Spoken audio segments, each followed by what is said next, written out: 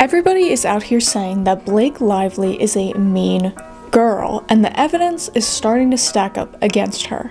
Basically, a mean girl is just a person, typically a woman, that pretends to be really nice but is actually, of course, really mean. They'll do things like talk behind someone's back or give them backhanded compliments, or just try to put them down in order to lift themselves up in general. And this description seems to fit Lively perfectly. Even though there's been clips of her making jokes about co-stars or being mean to interviewers for years, we can all agree that this accusation came to a head with the release of the movie It Ends With Us in August.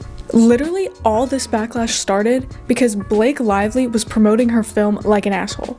It's a movie about domestic violence, and she's talking about her hair care brand and what clothes she's wearing and her husband's movie that has nothing to do with the plot. So naturally, people were pretty pissed about this, and they soon realized that Justin Baldoni, the director and other star of the movie, focused his promotion on advocating for victims of said domestic violence. That's it. That's literally the original drama back in August. Then Blake Lively released her initial lawsuit, which was mainly her accusing Baldoni of orchestrating this smear campaign. Now, I'm not making this video to be just another creator dogpiling on Blake Lively. I'm making it because I think that I have something important to add to the conversation. But kind of hard to not dogpile on her, I gotta be honest. It's not looking good for her. But this alleged smear campaign literally just consisted of Blake's own interviews, and Baldoni wasn't even in them. It's not like he was guiding her into saying something wrong, she did it all by herself. But also in this lawsuit, she accused Baldoni of sexual harassment. Now, if Baldoni actually created a movie bringing domestic violence to light while also harassing the main actress, crown him king of the male feminists, because we all know that they love a double standard. But Justin Baldoni is not only refuting these claims, he is countersuing Blake Lively and the New York Times for parroting her accusations. To me, from these messages, it seems like Lively only filed her first lawsuit because she didn't want to take responsibility for the shit that she did. Like, Lively claims that Baldoni would walk into her trailer unannounced while she was pumping, and Baldoni has released messages where she invited him in. She also said that she felt fat-shamed by him because he was asking how much she weighed, because there's a scene in the movie where he has to pick her up. And I'm sure she was hurt by this, I think most people would be, but it turns out that he didn't even ask her that. Baldoni asked the trainer because he has actual medical conditions where he cannot lift a lot of weight. And even just like lifting 100 pounds is probably tough for him, let alone how much Blake Lively weighed. She also said in an interview that there was an intimacy coordinator on set, and then in her lawsuit claimed that there was not. And Baldoni released messages where she agreed to meet with said intimacy coordinator. And then later, Lively decided she didn't want an intimacy coordinator at all. There's just a lot of back and forth, but one thing that's pretty consistent between these two lawsuits is that Lively and Baldoni wanted to market the film differently. Lively wanted to market it more positively and hopeful and inspirational, whereas Baldoni wanted to make it more about the abuse and survival of said abuse. Baldoni also claims that he was sexually abused by a girlfriend in the past, so it would make sense why this movie is so important to him. However, I'm gonna argue that It Ends With Us is not the best book to turn into a movie if you really care about domestic violence. A lot of people hate Colleen Hoover because A, she's just kind of a bad writer in general, and B, because in this book specifically, it seems like she's romanticizing this abuse. I will be completely upfront in saying I never read the book, so I don't really know if it's glorifying abuse. I also think that a lot of people who have never been abused don't realize that most people love their abusers, and that's how the whole thing starts in the first place. So it's possible that as somebody who was abused, Baldoni saw the story very differently than somebody who grew up with healthy relationships. But Baldoni also launched an entire website which has the formal complaint and the timeline of events on it, and it also includes text messages between himself, Lively, and others. In a lot of these messages, specifically with writers and editors, there was growing concern with how involved Blake Lively was with the story, almost alleging that she was trying to control it. She supposedly got her husband Ryan Reynolds to rewrite certain scenes and also hired her own editors for the movie. She also allegedly strong-armed her way into a producer role when she should have just been the actress. Also, even when the movie first started production, a lot of people criticized the casting of Blake Lively because of her age, but here's what I'm gonna say. The author of the book actually came out and said that it should have taken place with older characters because it's very difficult to come right out of college and do all this stuff when you're that young. So it does make sense that they tried to age everyone up a little bit. But again, I didn't read the book. Now, the messages between Baldoni and Lively seemed fairly normal in the beginning. They were very like, I'm so excited to work with you, oh, great job today, etc. But at times they definitely crossed into seemingly unprofessionalism. It is possible that as two people playing leads in a relationship, they were just trying to build chemistry with each other, but that doesn't change the fact that it seems a little weird. In this message where he writes, quote, been deep into writing, really fun with you in mind, then add, quote, that's not the right word, exciting.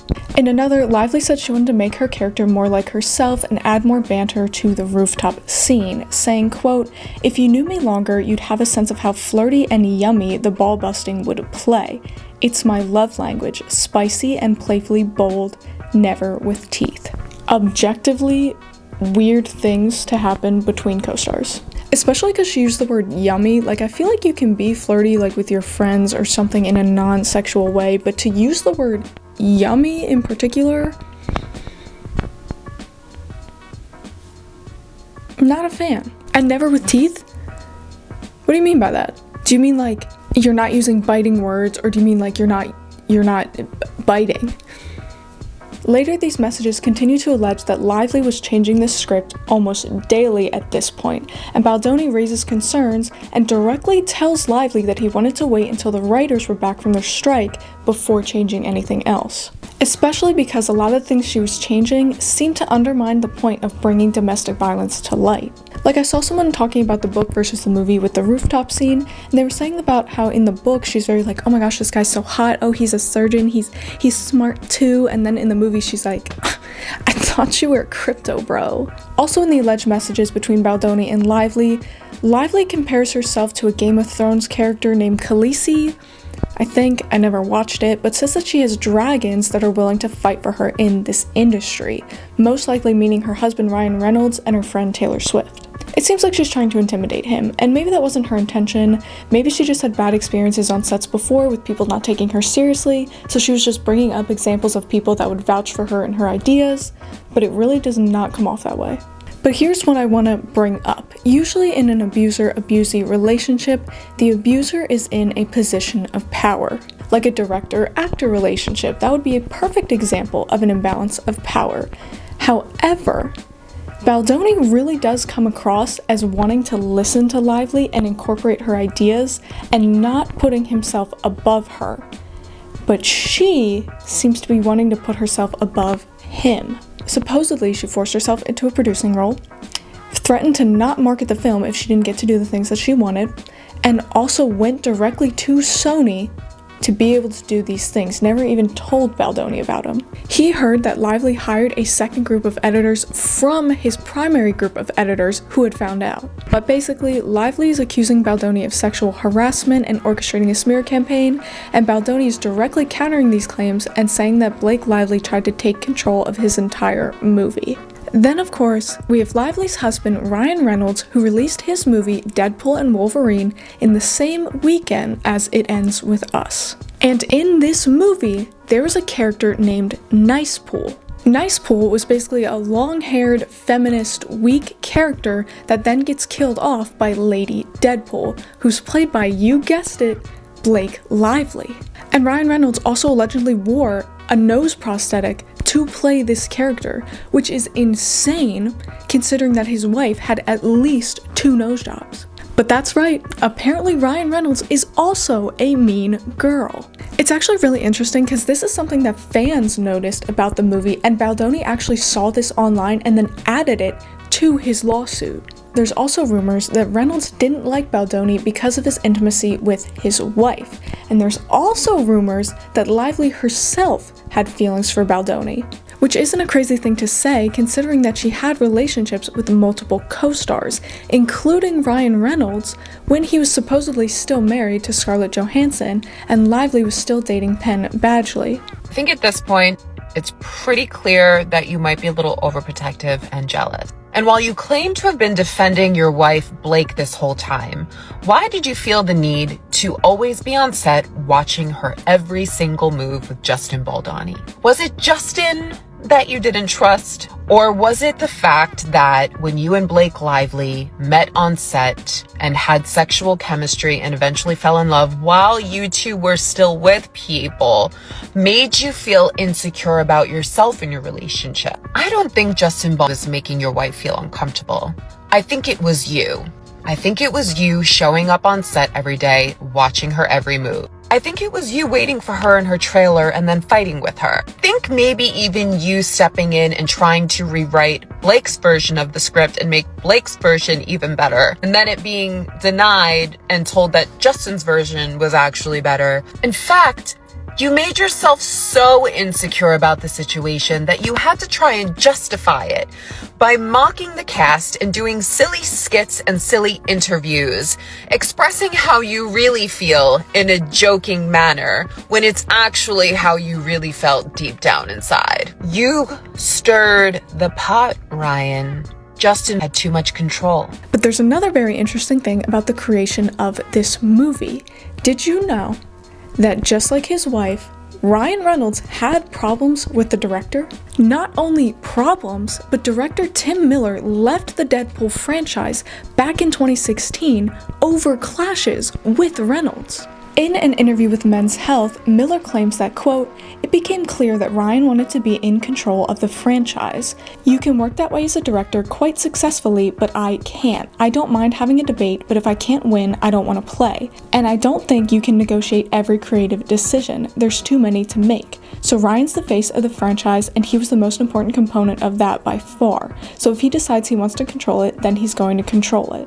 Then adds that it has nothing to do with whatever trauma I have from the experience. It's more that I just don't want to be in a situation again where I don't have the control to do what I think is right. Sounds a little familiar. Lively watched her husband push a director out of his role in order to do what he wanted. Is it far-fetched to say that she thought she could do the same thing? Based on the things that have been presented right now, it seems like Blake Lively is just a mean girl who didn't get what she wanted and is now throwing a tantrum about it. And whether she just wanted her rom-com moment without putting in the time or the energy to do it herself, or she was scorned from Baldoni's rejection, it appears that all the evidence is going against her. Of course, not all the evidence has been released and the trial hasn't happened yet, so we'll have to see where it goes, but it's not looking good.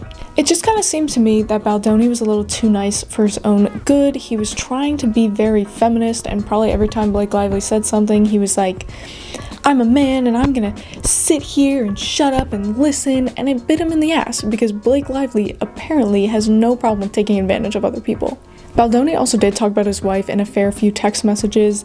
The one time Lively said something that could kind of be misconstrued, and when Baldoni answered, he was like, "Oh, sorry, I didn't get back to you earlier. I was just crying my eyes out because I'm not going to see my wife and kids for the next couple months," which to me sounds like he didn't know how to reject her in a nice way, so he was just kind of like putting that out and being like, "Oh, I have a wife, my wife. I love my wife," you know? But let's also not act like everything that he was saying to her seemed completely innocent all the time, because that would just be a lie. But let me know your thoughts in the comments below, and as always, have a great rest of your day.